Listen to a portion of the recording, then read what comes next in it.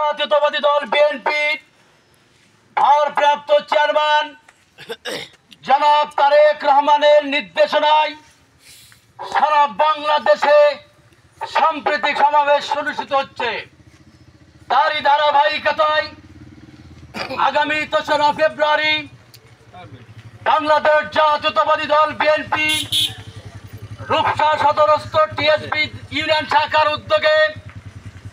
রূপসা সদর প্রাথমিক বিদ্যালয়ে ময়দানে অনুষ্ঠিত হতে যাচ্ছে সাম্প্রতিক সমাবেশ।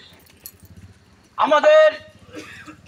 এই সমাবেশে প্রধান অতিথি হিসেবে উপস্থিত থাকবেন বাংলাদেশ জাতীয়তাবাদী দল বিএনপি জাতীয় নির্বাহী কমিটি তথ্য বিষয়ক সম্পাদক রূপসী রূপসার শ্রেষ্ঠ সন্তান জননেতা আজিজুল বারী হেলাল ভাই সহ বিএনপির কেন্দ্রীয় জেলা উপজেলা নেতৃবৃন্দ, সংগ্রামী ভাইরা আমার, জাতীয়তাবাদী দলের নেতৃত্বে সমগ্র বাংলাদেশে সাম্প্রতিক যে অভিযান যে কর্মসূচি চলছে সন্ত্রাস চাঁদাবাজ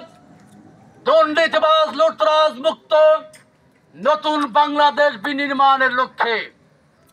আমরা এই সমাবেশ বাস্তবায়নের লক্ষ্যে টিএসবি ইউনিয়ন বিএনপি উদ্যোগে প্রতিটি ওয়ার্ডে যে পথসভা তার ধারাবাহিকতা আজকের